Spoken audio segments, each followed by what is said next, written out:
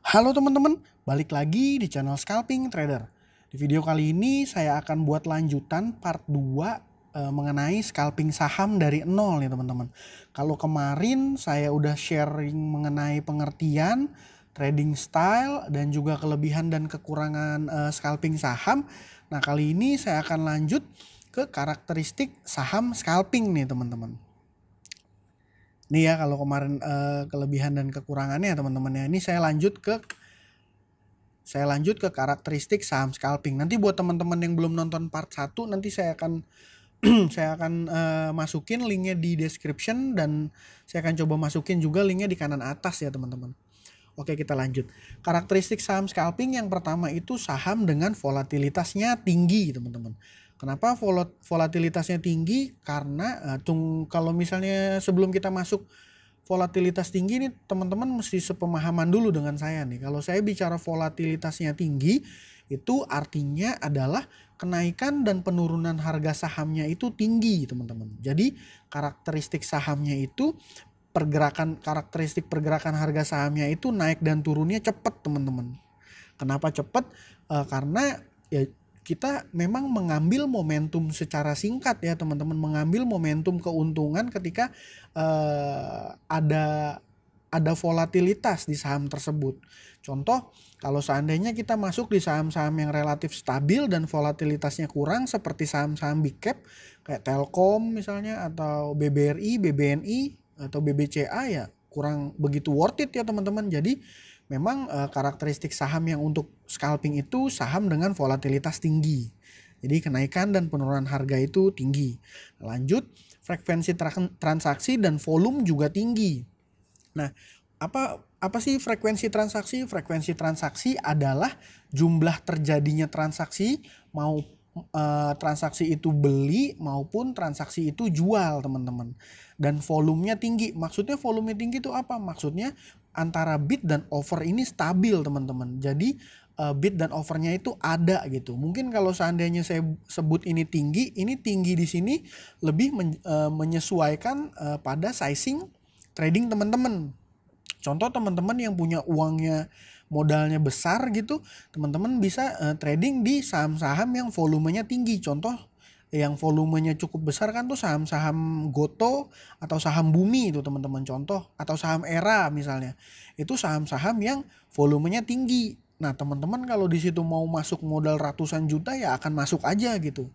Jadi yang kedua itu frekuensi transaksi dan volume tinggi. Kenapa frekuensi transaksi? Karena indikasi dari saham tersebut ramai adalah frekuensi transaksinya tinggi. Seperti itu. Dan lanjut, karakteristiknya keuntungan yang bisa kita dapetin dari scalping saham tuh relatif kecil teman-teman.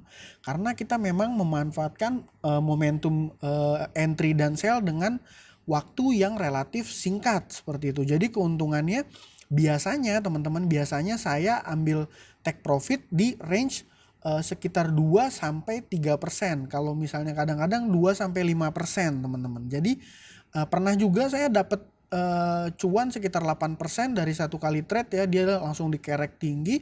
Dan ada juga saya cuan bungkus ya, bener-bener karena kenaikannya itu terlihat udah berat, jadi 1-2% saya take profit. Pernah juga, tapi biasanya teman-teman di range 2-5% atau 2-4%. Pokoknya range-range segitu deh teman-teman. Beda ya sama yang dijelasin sebelumnya mengenai style trading yang swing ataupun position trading seperti itu. Jadi scalping ini keuntungannya relatif lebih kecil.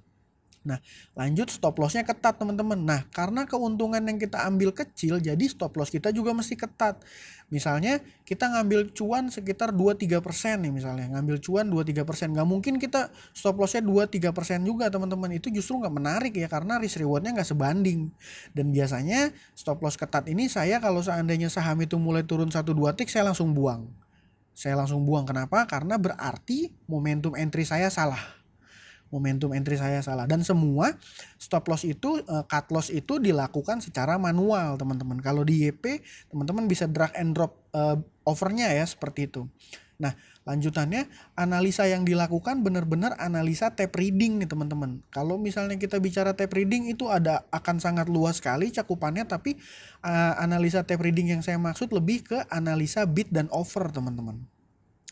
Jadi analisa bid dan offer tuh gimana? Analisa bid dan offer yang saya maksud adalah bidnya ini stabil ya teman-teman, berkurang sedikit tapi dia tetap diisi, atau bidnya ini nggak ada yang haki dalam jumlah masif, diiringi dengan offer yang perlahan mulai dimakan teman-teman. Ya, jadi saya ulang, jadi bidnya ini nggak ada yang haki, bidnya nggak ada yang haki, tapi offernya perlahan mulai dimakan. Nah biasanya saham-saham yang seperti itu menarik teman-teman. Dan kalau misalnya bisa tuh kenaikannya belum terlalu tinggi, di range kenaikan 2-3% atau 4% seperti itu. Dan ini dikonfirm dengan analisa teknikal ya. Analisa teknikalnya juga nggak ribet teman-teman. Saya cuma ngelihat chart yang nggak pakai indikator apa-apa. Saya cuma lihat chart sama volume dan time frame-nya itu 1-5 menit. Dan saya biasanya pakai time frame-nya yang 3 menit. Jadi ini hanya untuk confirm aja. Untuk analisa momentum entry dan exit-nya lebih ke analisa tape reading atau analisa bid offer ya teman-teman. Nah, yang teman-teman pahami juga, scalping saham ini punya resiko yang sangat tinggi ya, seperti yang udah saya jelasin juga di slide sebelumnya, di video sebelumnya gitu. Dan teman-teman yang mau scalping saham harus menggunakan uang dingin yang siap untuk diresikokan seperti itu. Teman-teman mesti pahami ini dulu nih, resikonya itu tinggi.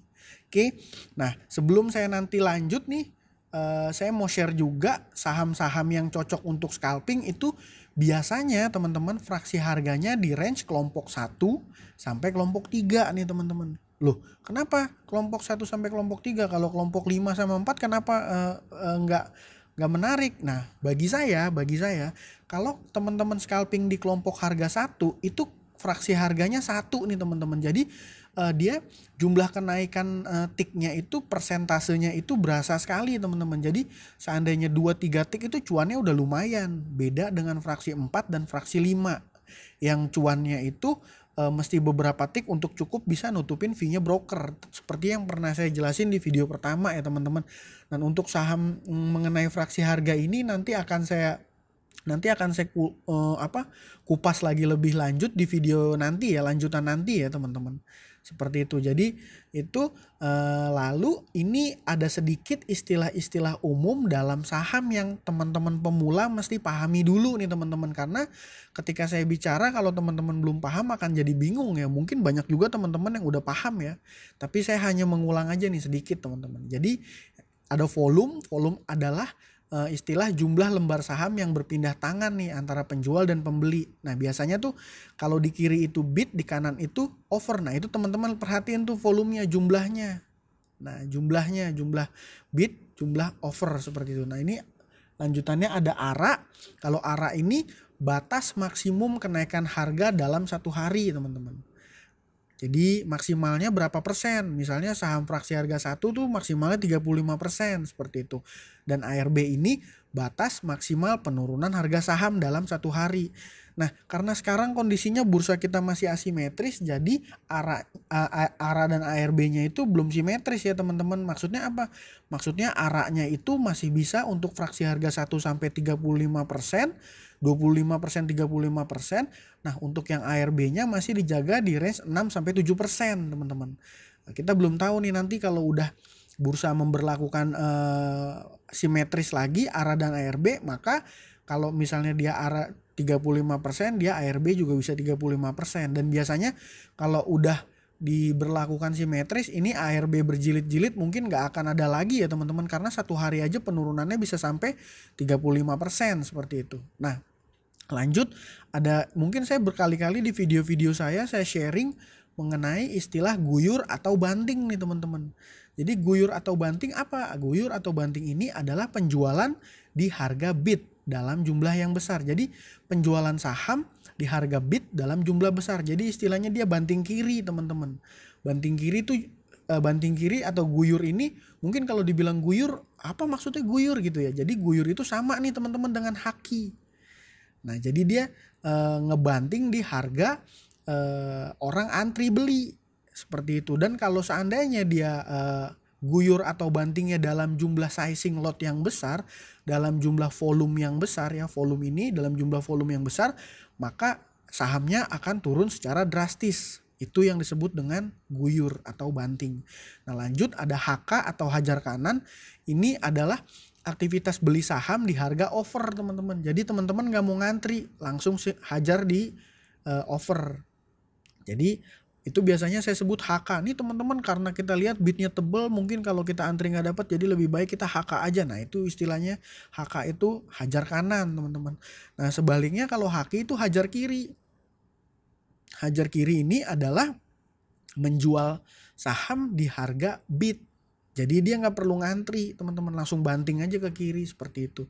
Nah ada lagi bid over palsu atau fake demand supply. Nah kalau misalnya saya bilang ini mah kayaknya kurang begitu menarik. Kenapa? Karena ini bidnya bid palsu nih. Karakteristik bid palsu itu seperti apa? Misalnya dalam beberapa tick ya, atau beberapa papan fraksi harga itu dia 20.000 misalnya. Nah ini kita curiga karena kemungkinan besar yang masang bidnya itu orang yang sama teman-teman, orang yang sama. Dan kekhawatirannya apa? Kekhawatirannya ketika bid itu dicabut, maka resiko harganya akan dibanting turun dalam. Begitu juga bid over palsu. Kalau over palsu gimana? Biasanya over palsu itu ditebelin overnya dengan tujuan agar pelaku pasar secara psikologis ragu untuk hajar kanan, karena ngelihat wah ini overnya tebel, nggak mungkin naik lagi nih sahamnya, berat untuk naik. Nah jadi biasanya over palsu itu yang dilakukan bandar ya atau market maker untuk memanipulasi psikologis pasar teman-teman, seperti itu. Nah kita lanjut lagi.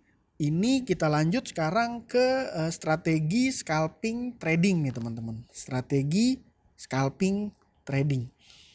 Nah, ini ada trading plan, stock universe, time trading, trading signal, dan portfolio management. Tapi karena ini saya akan lanjut lagi di video part ketiga ya teman-teman. Jadi supaya videonya tidak terlalu panjang, saya sudahi dulu di sini untuk part 2 videonya. Nanti teman-teman akan bisa lihat lanjutannya di deskripsi atau di link di kanan atas seperti itu. Jadi sekian video kali ini. Buat teman-teman kalau ada yang mau punya pertanyaan boleh share di kolom komentar. Sekian dari saya. Terima kasih. Salam cuan.